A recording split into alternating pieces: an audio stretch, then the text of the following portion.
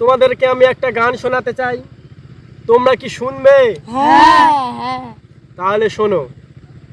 কালকে মেলাতে গিয়ে একটা মাল পটেছে, আর শুনলাম নাকি মালটার 4টে ভাতার রয়েছে।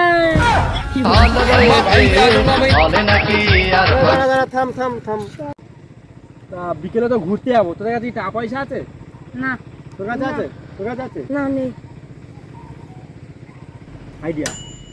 তোর গার্লফ্রেন্ড আছে? না তোর গার্লফ্রেন্ড আছে? কই না। তোর গার্লফ্রেন্ড আছে? হ্যাঁ আছে। ফোন লাগা।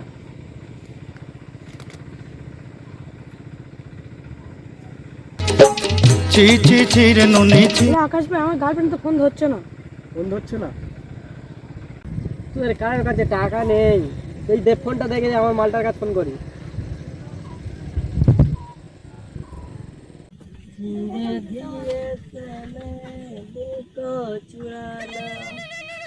আবে এই সময় আবার কে ফোন করলো বে? আজান বলো। হ্যালো জান, কোথায় আছো? এই তো আমাদের ডায়মন্ড নদীর পাড়ে বসে বসে হাওয়া খাচ্ছি। জান, একটা কথা বলবো? আজান বলো। তুমি বলবে না তো কে বলবে? বলছি আমি সোহান আর দুজন দীঘায় ঘুরতে এসেছি, তা আমার মানি ব্যাগ আর মোবাইলটা হারিয়ে গেছে, কিছু টাকা দিতে পারবে? ও তাহলে কত টাকা দেবো বলো? দাও না, তোমার যা ইচ্ছা তাই দাও। তাহলে 150 টাকা দিই। 150 টাকা দেবে? 150 টাকা কি হবে তুমি বলো? আচ্ছা ঠিক আছে, 150 টাকা দাও, ফোনপে মেরে দাও। তুমি বললে ফোন হারিয়ে গিয়েছে, আবার ফোন পে মারাচ্ছ কেন? না মানে সোহানের ফোনপের কথা বলছিলাম, তুমি আলবাল বকছো কেন? ঠিক আছে দাও, তাহলে রাখছি। 150 টাকা কেরাম ছাড়লাম বল? সত্যি ভাই, তোর জবাব নেই। তোদের দ্বারা তো কোনোই কাজ হবে না। আমি আমার রুমালটা ওখানে ফেলে ফেলে চলে এসেছি, তোরা রেখো, আমি রুমালটা আনছি। ঠিক আছে চল।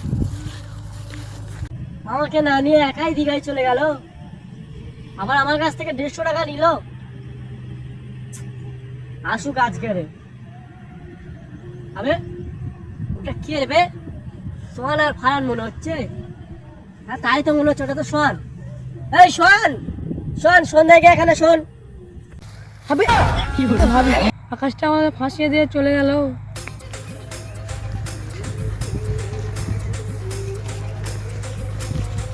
কি রে, তোরা দিয়াই গিয়েছিলিস না?